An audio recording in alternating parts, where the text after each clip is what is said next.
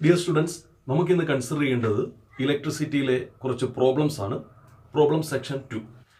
നമ്മുടെ first question ഇതാണ്. Section A, how much current will an electric bulb draw from A 220 volt source if the resistance of the bulb filament is 1200 ohm?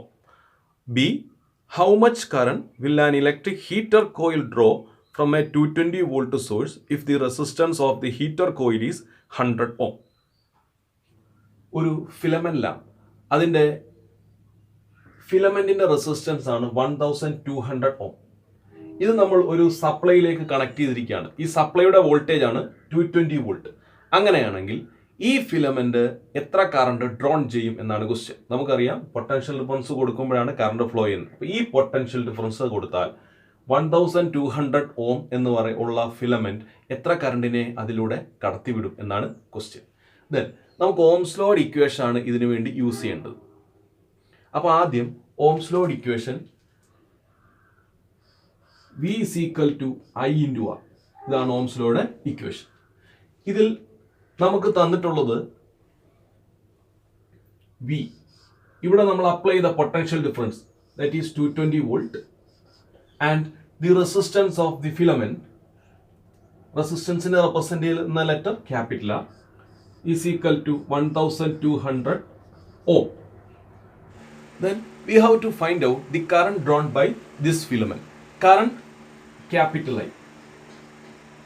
കണ്ടുപിടിക്കേണ്ടതായതുകൊണ്ട് നമ്മളൊരു question mark ഇട്ട് ഈ I ആണ് കണ്ടുപിടിക്കേണ്ടത്. Then ഈ equation ഒന്ന് rearrange ചെയ്താൽ current I is equal to V by R. Then V 220 volt and resistance R is equal to 1200 ohm. Then cancel I. Then 22 divided by 120. നമുക്ക് ഇതിനെ 2 കൊണ്ട് ക്യാൻസൽ ചെയ്യാം. Then 11 by 60 0.18 ampere. 0.18 ആംപിയർ.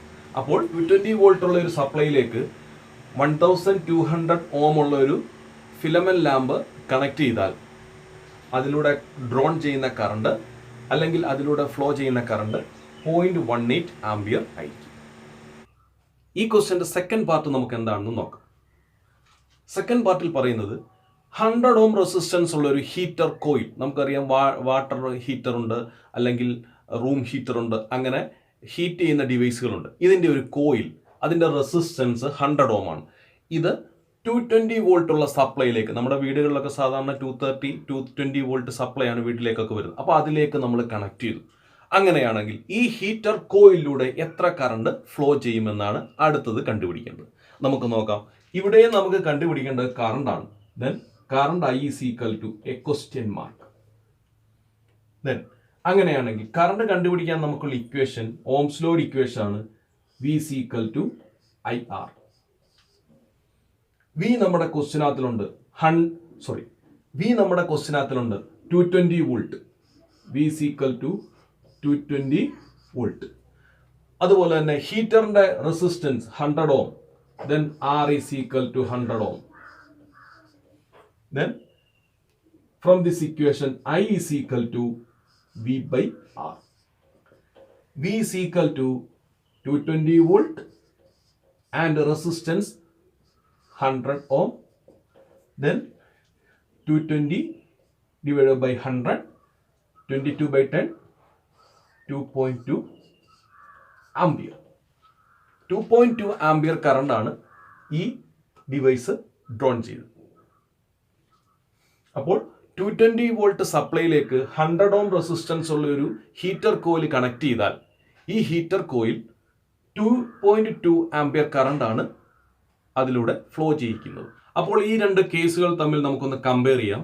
അതായത് filament ലാമ്പിന് resistance കൂടുതലായിരുന്നു, അതുകൊണ്ട് 220 വോൾട്ടിൽ connect ചെയ്തപ്പോൾ അതിലൂടെ ഫ്ലോ ചെയ്ത കറണ്ട് 0.18 ആംപിയറേ ഉള്ളൂ. എന്ന് പറഞ്ഞാൽ കുറവാണ്, കറണ്ട് കുറവാണ്. റെസിസ്റ്റൻസ് കൂടുതലായതുകൊണ്ട് കറണ്ട് കുറവാണ്. എന്നാൽ ഇലക്ട്രിക് ഹീറ്റർ അതിൻ്റെ റെസിസ്റ്റൻസ് 100 ohm ആണ്. അതിനെ നിങ്ങൾ 220 വോൾട്ട് സപ്ലൈയിൽ കണക്ട് ചെയ്തു. അപ്പോൾ അതിലൂടെ ഫ്ലോ ചെയ്ത കറണ്ട് 2.2 ആംപിയർ ആണ്.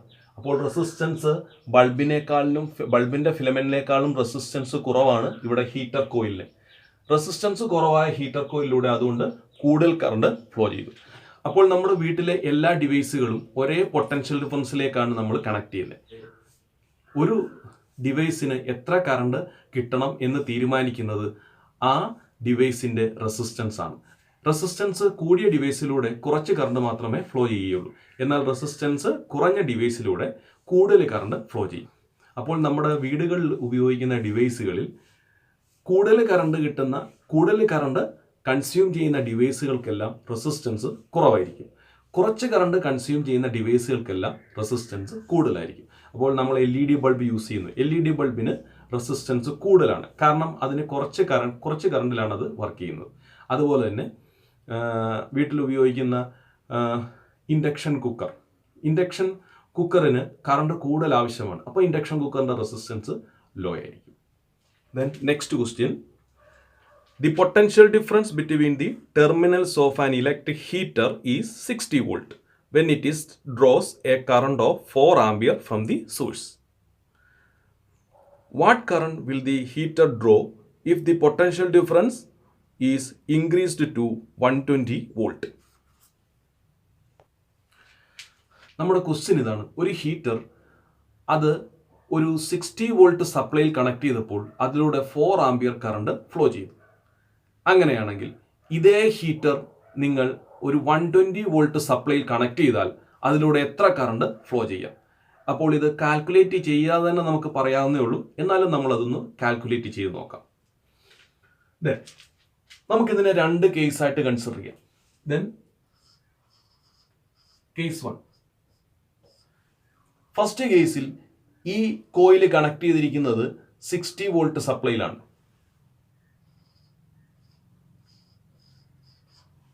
അപ്പോൾ ഇതിലൂടെ ഫ്ലോ ചെയ്ത കറണ്ട് 4 ആംപിയർ. Then here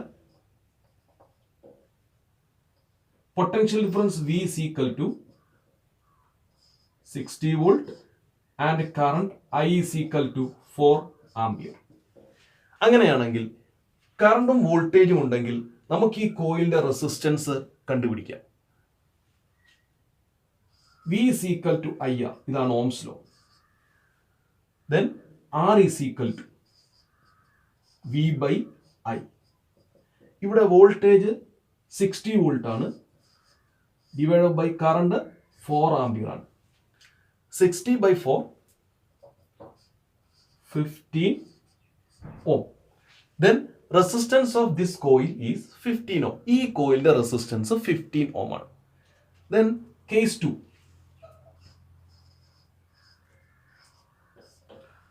അപ്പോൾ റെസിസ്റ്റൻസ് നമ്മൾ കാൽക്കുലേറ്റ് ചെയ്തു. ഇതേ കോയിൽ തന്നെയാണ് ഇത്. അപ്പോൾ ഇതിന്റെ റെസിസ്റ്റൻസ് തന്നെയായിരിക്കും ഈ കോയിലിന് 15 ohm. ഇനി നമ്മൾ രണ്ടാമത് ഈ കോയിൽ കണക്ട് ചെയ്യുന്നത് 120 വോൾട്ട് സപ്ലൈയിലേക്കാണ്. അപ്പോൾ ഈ കോയിലിലൂടെ എത്ര കറണ്ട് ഫ്ലോ ചെയ്യും? ഇതാണ് നമുക്ക് കണ്ടുപിടിക്കേണ്ടത്. ദെൻ സെക്കൻഡ് കേസിൽ voltage V is equal to 120 volt. Resistance of this coil R is equal to 15 ohm.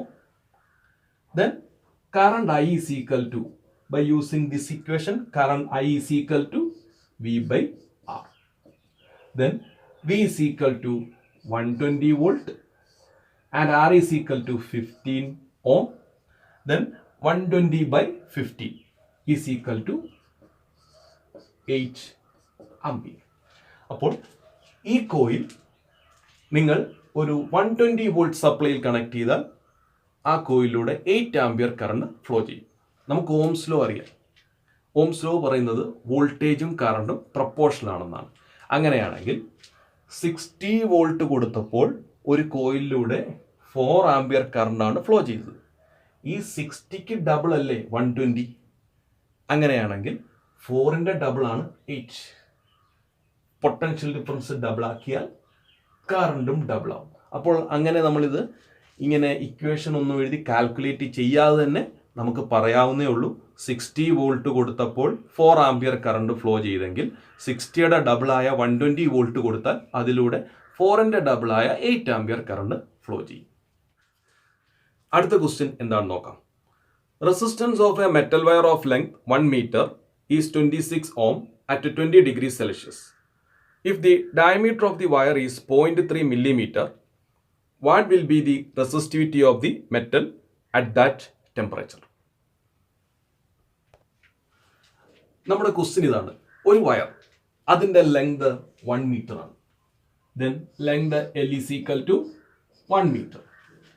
ഈ വയറിൻ്റെ diameter D is equal to 0.3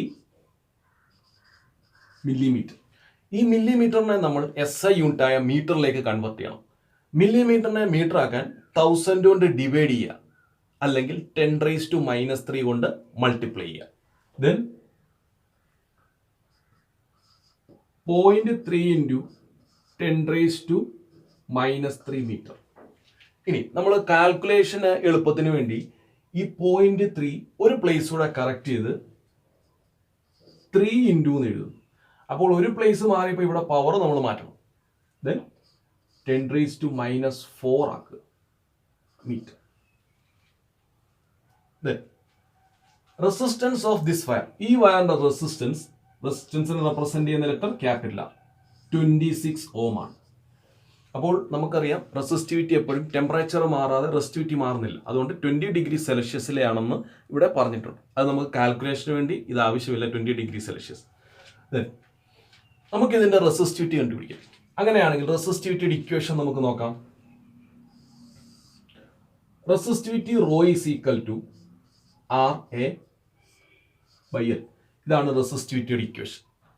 ഇനി റെസിസ്റ്റിവിറ്റി കാൽക്കുലേറ്റ് ചെയ്യണമെങ്കിൽ റെസിസ്റ്റൻസ് വേണം, അത് നമ്മുടെ ക്വസ്റ്റ്യനകത്തിലുണ്ട്. ലെങ്ത് വേണം, അത് നമ്മുടെ ക്വസ്റ്റ്യനിലുണ്ട്. എ എന്ന് പറയുന്നത് എന്താണ്? കണ്ടക്ടറിന്റെ ഏരിയ ഓഫ് ക്രോസ് സെക്ഷൻ ആണ്. അത് നമുക്കില്ല.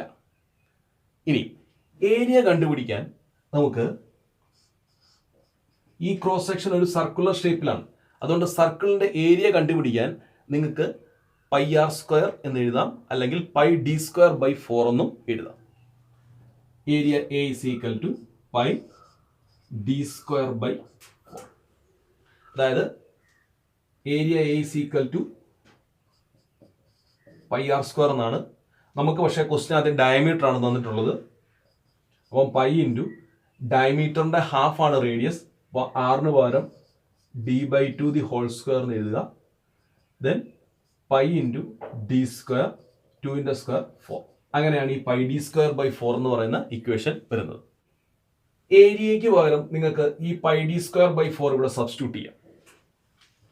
Then r into πd²/4, then length L. Equation ഇങ്ങനെയായി. ഇനി നമ്മൾ ഇതിൽ വാല്യൂസ് സബ്സ്റ്റിറ്റ്യൂട്ട് ചെയ്യുക. Resistance R is equal to 26 ohm, value of π 3.14 into ഡിയുടെ വാല്യൂ 3 ഇൻറ്റു 10⁻⁻⁴,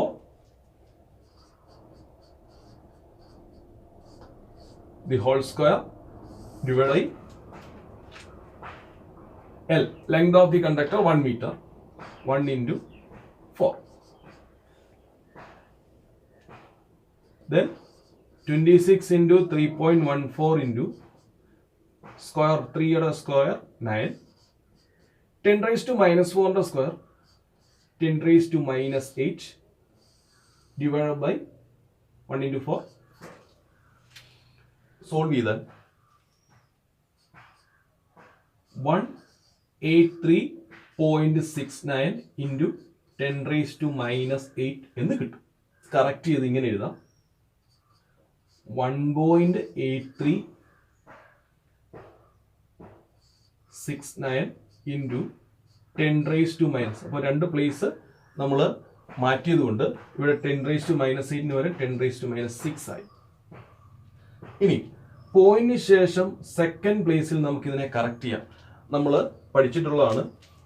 അതായത് നമ്മൾ പ്ലേസ് കറക്റ്റ് ചെയ്യുമ്പോൾ, റൗണ്ട് ഓഫ് ചെയ്യുമ്പോൾ ഏത് നമ്പറാണോ നമുക്ക് ഏത് നമ്പറാണോ നമുക്ക് എലിമിനേറ്റ് ചെയ്യേണ്ടത്, ആ നമ്പർ 5ൽ കൂടുതലാണെങ്കിൽ അതിന് മുമ്പിൽ വരുന്ന നമ്പറിനോട് ഒന്നുകൂടെ ആഡ് ചെയ്യും. അപ്പോൾ നമുക്ക് ഈ പ്ലേസ് വരെ മതി. അപ്പോൾ ഈ 6 മുതൽ നമ്മൾ എലിമിനേറ്റ് ചെയ്യാൻ പോവാണ്.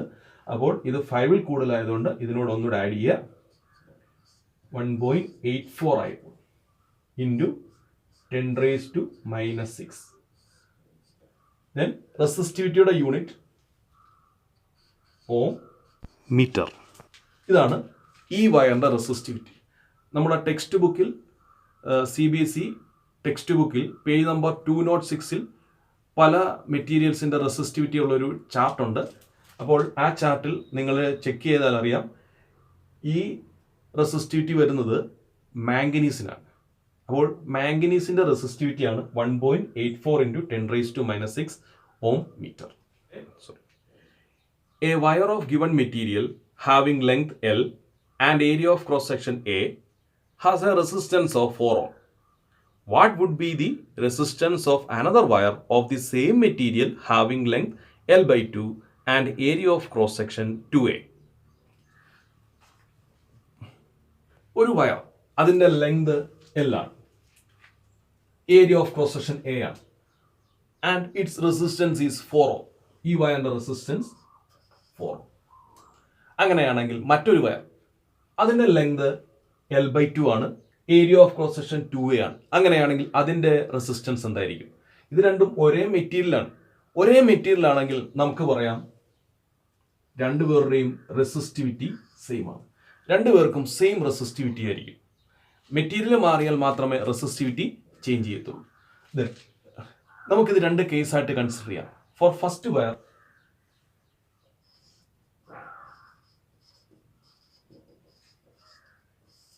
Resistance R1 is equal to, റെസിസ്റ്റൻസിന്റെ ഇക്വേഷൻ എന്താണ്? Resistance R is equal to rho L/A.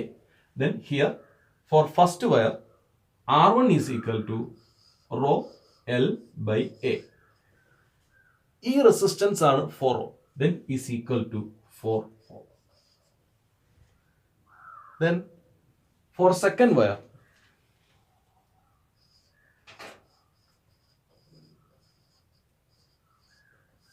Second വയറിന്റെ കേസിൽ ഇവിടെ ലെങ്ത് L ആണെങ്കിൽ അവിടെ L/2 ആണ്. അപ്പോൾ നമുക്ക് എഴുതാം L ബിക്കംസ് L/2.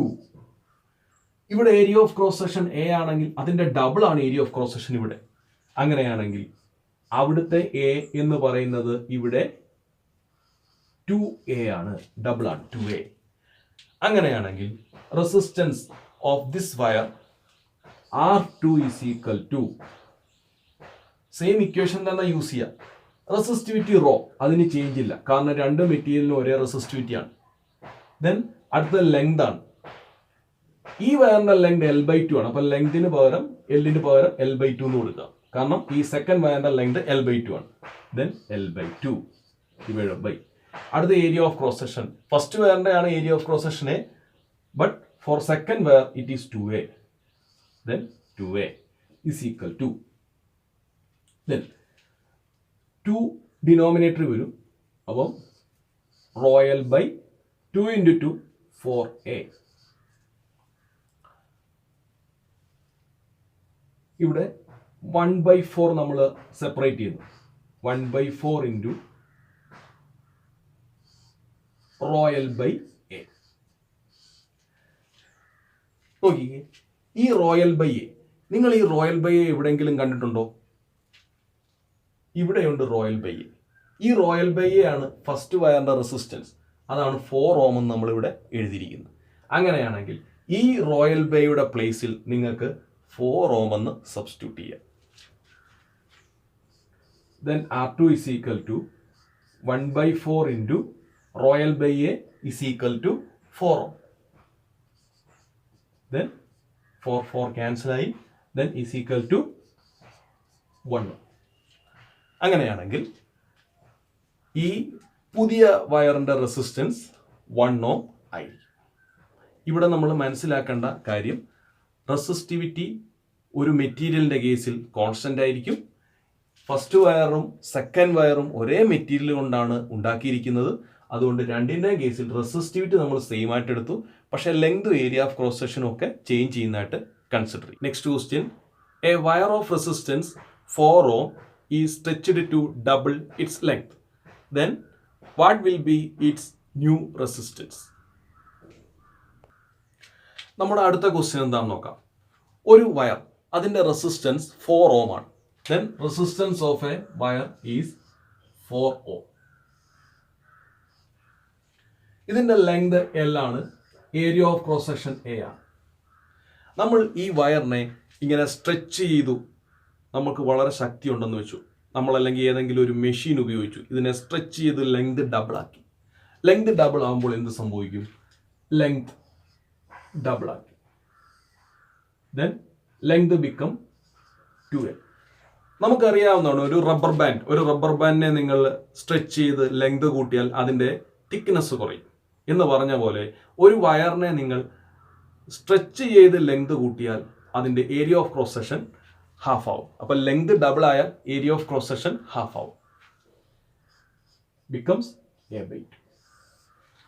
ഇനി ഈ ഫസ്റ്റ് വയറിന്റെ റെസിസ്റ്റൻസ് ആണ് 4 ohm. Then for first wire resistance R1 is equal to rho L/A. ഇതിന്റെ ലെങ്ത് L ആണ്, area of cross section A ആണ്. Then is equal to rho L/A is equal to its resistance 4 ohm. അത് നമ്മുടെ ക്വസ്റ്റ്യനകത്തിലുണ്ട്, ഇതിന്റെ resistance 4 ഓം ആണ്. Then ഇനി അങ്ങനെയാണെങ്കിൽ for new wire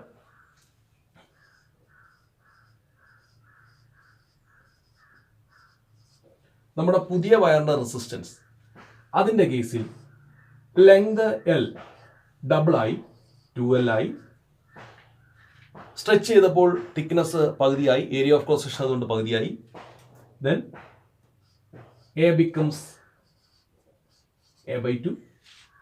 അങ്ങനെയാണെങ്കിൽ resistance of the new wire R2 is equal to, റെസിസ്റ്റിവിറ്റിക്ക് change ഇല്ല, കാരണം സെയിം വയർ ആയതുകൊണ്ട് റെസിസ്റ്റിവിറ്റി മാറുന്നില്ല. റെസിസ്റ്റിവിറ്റി ഒരു മെറ്റീരിയലിന്റെ കേസിൽ എപ്പോഴും കോൺസ്റ്റന്റ് ആയിരിക്കും. ഇപ്പൊ ഇത് കോപ്പർ വയർ ആണ്, ഇതും കോപ്പർ ആണെങ്കിൽ റെസിസ്റ്റിവിറ്റി രണ്ടിന്റെയും സെയിം ആയിരിക്കും, ഒരേ വയർ തന്നെയാണ് സ്ട്രെച്ച് ചെയ്തത്.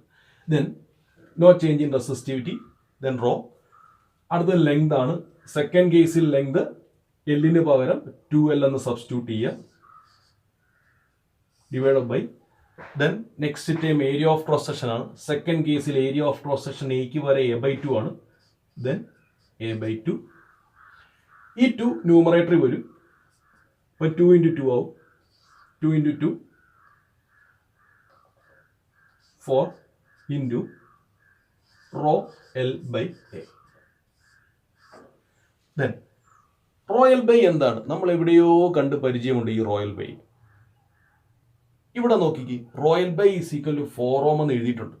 അങ്ങനെയാണെങ്കിൽ ഈ റോയൽ ബൈക്ക് പകരം നിങ്ങൾക്ക് 4 ഓം എന്ന് സബ്സ്റ്റിറ്റ്യൂട്ട് ചെയ്യാം. ദെൻ 4 ഇൻറ്റു റോയൽ ബൈ 4 × 4 16 ഓം. അങ്ങനെയാണെങ്കിൽ നമ്മൾ ഈ സ്ട്രെച്ച് ചെയ്ത് ലെങ്ത് ഡബിൾ ആക്കിയ വയറിന്റെ റെസിസ്റ്റൻസ് 16 ഓം ആയിരിക്കും. അപ്പോൾ 4 ഓം ഉള്ള ഒരു വയറാണ്, അതിനെ നമ്മൾ സ്ട്രെച്ച് ചെയ്ത് ലെങ്ത് ഡബിൾ ആക്കി. ലെങ്ത് ഡബിൾ ആകുമ്പോൾ നമ്മൾ ഓർക്കുക area of cross section half ആവും. അപ്പോൾ ലെങ്ത് 3 ടൈംസ് കൂടിയാൽ area of cross section A/3 3 times കുറയും. ലെങ്ത് 4 ടൈംസ് കൂടിയാൽ area of cross section 4 times കുറഞ്ഞിട്ട് A/4 ആവും. അപ്പോൾ നമ്മൾ ഇന്ന് 5 പ്രോബ്ലംസോളം വർക്കൗട്ട് ചെയ്തിട്ടുണ്ട്. ഈ പ്രോബ്ലംസ് നിങ്ങൾ നന്നായിട്ട് ചെയ്തു നോക്കുക. All the best.